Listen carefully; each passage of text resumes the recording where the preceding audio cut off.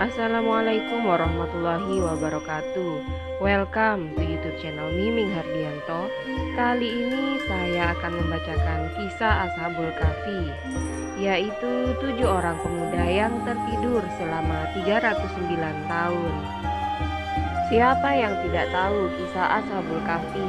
Kisah ini sangat terkenal baik bagi penganut agama Islam atau Kristen. Ashabul Kahfi dalam Islam yaitu kisah yang menceritakan 7 pemuda yang mendapat petunjuk dan beriman kepada Allah tertidur lelap dalam gua selama 309 tahun. Mereka melarikan diri dari kekejaman Raja Daqyanus.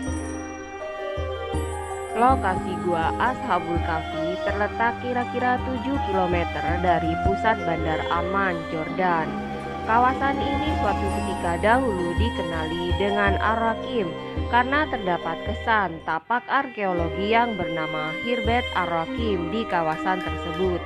Perkataan Ar-Rakim juga disebut dalam Al-Quran dan ahli tafsir menafsirkan Ar-Rakim sebagai nama anjing dan ada yang menyatakan ia sebagai batu bersurat. Kaf Ahlil Kaf merupakan lokasi sejarah yang membuktikan kebenaran kisah di dalam Al-Quran, yaitu di dalam surat Kahfi mulai ayat 9 hingga 26. Ayat di dalam surah tersebut menceritakan bagaimana 7 orang pemuda yang beriman kepada Allah melarikan diri ke sebuah gua dan Allah menidurkan mereka selama 309 tahun Komariah atau 300 tahun Samsiah, sehingga mereka tidak dapat dibangunkan oleh apapun. Ashabul Kahfi atau penghuni-penghuni gua menurut para ulama terdiri dari 7 orang pemuda, yaitu Maksalmina, Tamlika, Martunus, Bainunus atau Nainunus, Sarbunus, Zunuanus, dan Kasvitatanunus.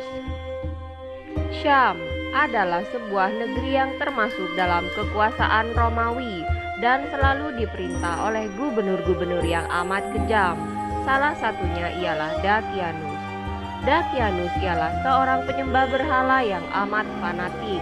Ia menyebar mata-mata ke seluruh negeri Syam untuk mengetahui orang-orang yang tidak menyembah berhala.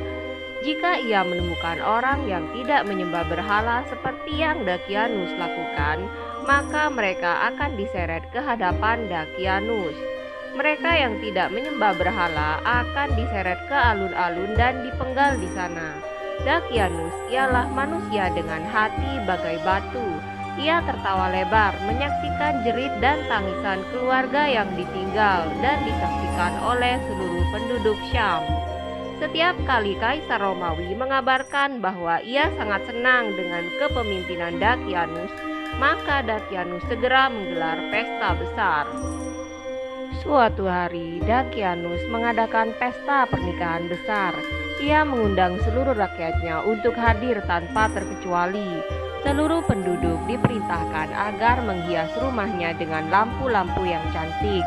Para pegawai juga mengabarkan bahwa Gubernur Agung Daqyanus akan memberikan hadiah kepada para rakyatnya sebagai balasan telah bekerja keras.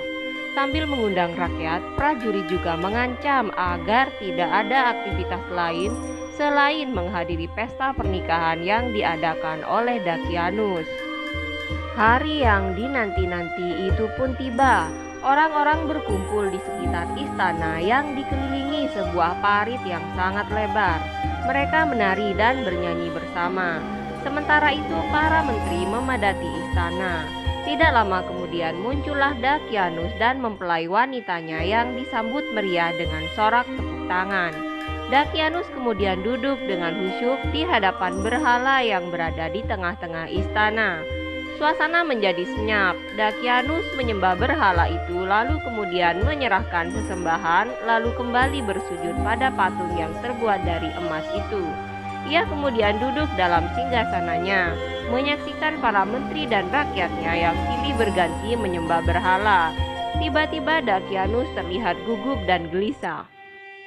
"Menteri, mana Martius dan Nairawis?" ucap Daqyanus. "Kenapa mereka tidak datang?" "Tidak tahu Tuan, mungkin mereka sedang dalam perjalanan. Jika mereka tidak datang ke hadapanku sekarang, maka aku akan menyiksa keduanya." Tak lama kemudian mereka berdua pun datang dan segera menghadap gubernur mengucapkan selamat dan memberkati pernikahannya. "Maafkan hamba Tuan, hamba terserang penyakit ringan, makanya hamba meminta Nyai Rawis untuk mengobatiku," kata Martius. "Benar Tuan," sambung Nyai Rawis, "lihat saja wajahnya yang masih pucat." Ya, sudahlah, mari bergembira. Silakan beri penghormatan kepada sesembahan kita," kata Dakianus. Keduanya pun segera mendekati berhala dengan enggan dan menyerahkan perak sebagai sesembahan. Setelah itu mereka bergabung dengan pejabat yang lain. "Lihat," serga Dakianus kepada menterinya Kaludius, "mereka berdua tidak menyembah berhala agung dengan khusyuk dan mereka hanya memberikan seserahan yang tidak berguna. Ini menandakan betapa rendahnya iman mereka," ucap Dakianus. "Maafkan mereka Tuan, Tuan tahu bahwa mereka masih belia. Jika mereka diberikan tugas kenegaraan, mereka pasti akan semakin dewasa dan bertindak hati-hati," bela Kaludius. "Kau benar, tapi mereka adalah pejabat yang diperhitungkan dalam negeri ini. Sungguh disayangkan sikap mereka tidak seperti ayahnya. Aku akan menyelidiki mereka berdua," kata Dakianus tidak puas. Semua pejabat larut dalam kesenangan hingga terbit fajar. Tanpa mereka sadari, Martius dan Nyai Rawis ternyata telah meninggalkan pesta lebih awal. Martius dan Nyai Rawis adalah dua orang dari ketujuh Ashabul Kahfi. Ketika Martius pulang ke rumahnya, ia langsung berhadapan dengan ayahnya dengan wajah merah padam. Martius segera menghindar, namun ayahnya menarik kerah bajunya dan memarahi anaknya atas kekecewaan terhadap perilaku sewaktu berada di istana. Martius kemudian mengurung diri di kamarnya, menangis terseduh-seduh. Ia merasa diasingkan oleh seluruh penduduk negeri, bahkan oleh ayahnya sendiri yang amat ia sayangi yang bernama Nastas, salah seorang menteri dari Dakianus. Sedangkan Nyai Rawis ialah anak dari menteri kepercayaan Dakianus, yaitu Kaludius. Suatu hari Dakianus menaruh curiga terhadap Kaludius terkait upeti yang diminta kepada para pedagang negeri Syam. Ia pun segera memecat menteri kepercayaannya ini. Karena sakit hati, Kaludius melakukan pemberontakan. Ia mengumpulkan orang-orang yang sepihak dengannya dan menyerang Dakianus. Pasukan Dakianus dipimpin oleh Nastas, ayah dari Martius, kemudian gugur dalam peperangan tersebut. Namun walaupun Nastas gugur, kemenangan tetap berada di tangan Dakianus. Kaludius kemudian ditangkap dan dikirim ke Romawi untuk dipenggal. Sementara itu, di rumah Maksalmia, seorang pengikut ajaran Nabi Isa alaihissalam yang sangat tidak suka dengan pemerintahan Dakianus, tiba-tiba rumahnya diketuk. Maksalmia membukakan pintu. Ternyata yang ia temui ialah Martius, sahabat yang sepaham dengannya. Mereka berdialog dengan peristiwa yang baru saja menimpa negerinya. Mereka berdua ialah orang-orang yang kehilangan orang yang mereka sayangi dari peristiwa tragis itu. Tidak lama mereka bercakap-cakap, pintu rumah kembali diketuk. Ternyata mereka adalah Nyai Rawis dan Dainamus. Dainamus ialah seorang pedagang yang selalu tertindas dalam ketidakadilan oleh para pedagang besar orang-orang Romawi. Mereka berempat terlibat dalam pembicaraan yang serius, hingga akhirnya mereka memutuskan untuk lari dari kota yang penuh dengan kenistaan dan jauh dari Tuhan. Mereka berempat inilah orang-orang dari Ashabul Kahfi. Saat berada di rumah Maksalmia, mereka mendengarkan kitab Injil yang diperoleh dari Hawari Nartusia. Injil ini kemudian dibacakan oleh Maksalmia. Pintu ditutup rapat agar tidak terdengar oleh tentara Dakianus. Keesokan harinya, terdengar kabar bahwa putra dari Dakianus tewas terbunuh di sungai. Pembunuhnya ialah Hawawi Nartusia, seorang pengikut Nabi Isa alaihissalam. Ia segera ditangkap dan disiksa di hadapan Dakianus. Ketika sedang mengawasi penyiksaan ini, mata-mata Dakianus mengatakan kepada Dakianus, "Tuan, aku pernah melihat pemuda ini bersama Martius dan Nyai Rawis beserta para pemuda lainnya. Aku khawatir mereka bersekongkol menyiapkan rencana licik ini. Mereka menyebarkan bahwa Tuan adalah orang yang sesat karena menyembah berhala. Mereka juga mengatakan bahwa Anda kejam dan sewenang-wenang. Aku khawatir mereka berusaha menggulingkan tuan dari jabatan terhormat ini." Mendengar perkataan ini, Dakyanus geram. "Pergi dan tangkap mereka sekarang juga. Jangan kembali jika kau tidak berhasil menangkapnya." "Ada berapa jumlah mereka?" "Mereka hanya berenam, Tuan. Martius, Nairawis, Dynamus, pedagang kecil yang miskin, Maksalamia, Kalus, dan satunya lagi ialah Kartunis, seorang pegawai istana yang telah lama menghilang dan menolak untuk mengabdi sebagai pengawal tuan lagi. Besok kau harus bawa mereka ke hadapanku, jika tidak akan kupenggal lehermu," ucap Dakyanus. Di antara para pejabat Dakyanus ada yang simpati terhadap nasib Martius dan Nairawis. Kabar ini pun tersampaikan ke telinga Martius. Mereka berenam sepakat untuk melarikan diri ke negeri terdekat Ar-Rakim. Dalam perjalanan mereka beristirahat dalam sebuah gubuk di perbatasan negeri. Ternyata dari dalam gubuk tersebut keluar seorang pria yang sebaya dengan mereka. "Siapa kalian, wahai saudaraku? Adakah yang bisa kubantu?" tanya pria yang ditemani oleh anjingnya itu. "Kami lari untuk mencari tempat di mana kami bisa menyembah Allah dengan tenang." "Apakah kalian berasal dari kota yang pemerintahannya kejam, Dakyanus?" "Benar sekali. Engkau sendiri siapa?" "Aku sudah bertahun-tahun tinggal di kota itu. Dakyanus memerintahkan aku untuk menyembah berhala, namun aku enggan melaksanakannya. Ia memerintahkan prajuritnya untuk membunuhku dan merampas tanahku. Aku tidak tahu harus tinggal di mana. Makanya aku bangun gubuk kecil ini. Kalau begitu, bergabunglah bersama kami." "Namaku Yamlika," potong pria itu. "Sebaiknya engkau dan anjingmu ikut kami, Yamlika," tawar Nairawis. "Kita akan pergi jauh, jauh sekali, sampai kita tidak dapat terlihat oleh mata Dakyanus yang congkak itu," tambah Maksalmia. Disinilah cikal bakal pelarian pemuda Ashabul Kahfi dalam perjalanan mereka, kemudian beristirahat dalam sebuah gua, dan tidak henti-hentinya meminta perlindungan kepada Allah Subhanahu wa Ta'ala. Allah Subhanahu wa Ta'ala menjadikan gua ini tampak menyeramkan, sehingga siapapun yang mendekati gua ini akan terbesit ketakutan dan tak berani memasukinya. Ketujuh pemuda dan seekor anjing ini akhirnya tertidur selama 309 tahun. Al-Kahfi ayat 25. 300 tahun berlalu dengan pemimpin yang silih berganti, dan semuanya ialah orang yang amat kejam, hingga akhirnya Allah Subhanahu wa Ta'ala menunjukkan jalan. Negeri Syam kini dipimpin oleh seorang pengikut Nabi Isa alaihissalam yang memerintahkan rakyatnya agar menyembah Allah Subhanahu wa Ta'ala dan menghancurkan berhala. Dia juga berlaku adil dan sangat bijaksana. Negeri Syam kini menjadi negeri yang makmur dan rakyatnya terhindar dari kemiskinan. Suatu hari, sekelompok penganut ajaran sesat mempengaruhi orang-orang agar tidak percaya dengan adanya kehidupan setelah mati dan menentang apa yang dikatakan oleh ajaran Nabi Isa alaihissalam.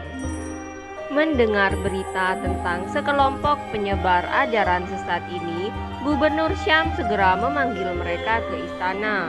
Gubernur menasehati mereka agar segera bertaubat dengan apa yang telah mereka katakan. Namun usahanya sia-sia. Mereka tetap tidak berubah pendiriannya. Mereka kemudian dipenjara, dan dalam penjara, gubernur sering mengunjungi mereka dan melakukan debat terbuka. Gubernur berusaha memberikan contoh kehidupan kepada mereka agar mereka menyadari perbuatannya. Namun tetap saja mereka tidak bergeming. Sang gubernur kemudian mendirikan sholat dan berdoa kepada Allah Subhanahu wa Ta'ala agar diberi petunjuk. Malam harinya ia bermimpi melihat matahari terbit dari balik gunung Ar-Rakim. Setelah itu aku melihat pemuda yang teguh menyembah Allah. Salah seorang di antara mereka berkata, "Sebarkan berita gembira, Allah Subhanahu wa Ta'ala tengah mendengar doamu." Sementara itu dalam gua, bersamaan dengan terbitnya matahari, anjing milik Maksalamia terbangun dari tidur panjangnya.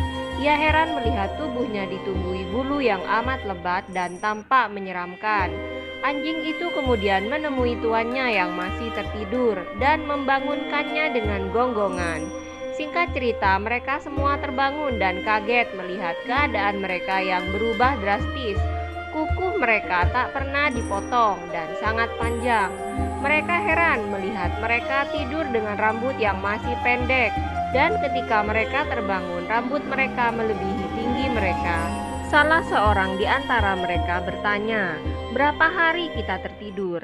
Yang lain menjawab, "Mungkin sehari atau setengah hari. Hanya Allah lah yang mengetahui berapa lama kita tertidur." Bangun dari tidur panjang mereka dihimpit rasa lapar. Singkat cerita, Maksalamia beserta anjingnya keluar membeli makanan. Sesampainya di pasar, orang-orang heran melihatnya. Ia tampak bagai monster dan tidak mirip sama sekali dengan manusia. Ia memberikan uang dari 309 tahun lalu yang saat ini tidak digunakan lagi. Peristiwa ini mengundang keributan hingga akhirnya prajurit membawa Maksalamia ke istana. "Celakalah aku tertangkap," gumam Maksalamia dalam hati. Ia belum sadar dengan apa yang sebenarnya terjadi, bahwa mereka telah tertidur selama 309 tahun. Ia mencoba memberontak dari jerat prajurit. "Teman-teman, tolong aku, siapapun, tolong aku. Ya Allah, tolonglah aku." Sesampainya di istana, ketakutan Maksalamia berangsur-angsur mereda. Ia tidak lagi melihat berhala terpajang di pintu masuk istana. Dalam hatinya dipenuhi rasa penasaran dan bukan lagi ketakutan. Singkat cerita, gubernur mendengarkan perkataan Maksalamia. Salah seorang menteri maju dan berkata, "Kaukah salah seorang dari 7 pemuda yang melarikan diri dari Dakyanus?" "Ya, jadi Tuan tahu. Apakah Tuan juga berada pada waktu itu?" "Tentu saja tidak. Peristiwa itu sudah berlangsung 300 tahun yang lalu, dan kisah hilangnya kalian terus dibicarakan oleh orang-orang." Maksalamia tersungkur mendengar penjelasan itu. Maha suci Allah yang telah menunjukkan kuasanya. Mengetahui kebenaran ini, gubernur segera memanggil tawanan kelompok yang telah menyebarkan ajaran sesat dan menceritakan kisah Maksalamia yang telah ditidurkan selama 309 tahun lamanya. "Di manakah keenam temanmu yang lainnya?" tanya gubernur. "Mereka menungguku di dalam gua untuk membawakan makanan untuk mereka." "Bawalah aku ke sana." Mereka pun segera menuju gua tempat mereka tertidur. Gubernur mengikut sertakan para tahanan sesat itu untuk membuktikan kebenaran kisah Maksalamia. Sesampainya di gua, Maksalamia berkata kepada gubernur, "Tuan, jika teman-temanku mendengar deru langkah prajurit Tuan, mungkin saja mereka bisa mati ketakutan. Untuk itu, biarkanlah hamba masuk terlebih dahulu." "Baiklah, aku mengerti. Lakukanlah apa yang hendak kau lakukan." Maksalamia kemudian menemui teman-temannya dengan tidak membawa apa-apa. "Ada apa, Maksalamia? Kenapa kau tidak membawa makanan?" "Tenanglah saudaraku, akan kuceritakan apa yang sebenarnya terjadi." Mengetahui apa yang terjadi sebenarnya, mereka sadar telah hidup pada zaman yang amat jauh dengan kehidupan mereka. Ketujuh pemuda itu kemudian berdoa kepada Allah agar nyawa mereka dicabut, hingga Allah Subhanahu wa Ta'ala mengabulkan doanya dan mengangkat mereka menghadap Sang Ilahi dengan penuh kerinduan. Kemudian raja mencadangkan supaya sebuah masjid didirikan di sisi gua itu. Sementara itu ada yang mencadangkan supaya mendirikan sebuah bangunan atau tugu sebagai kenangan. Wallahu a'lam bishawab. Semoga bermanfaat.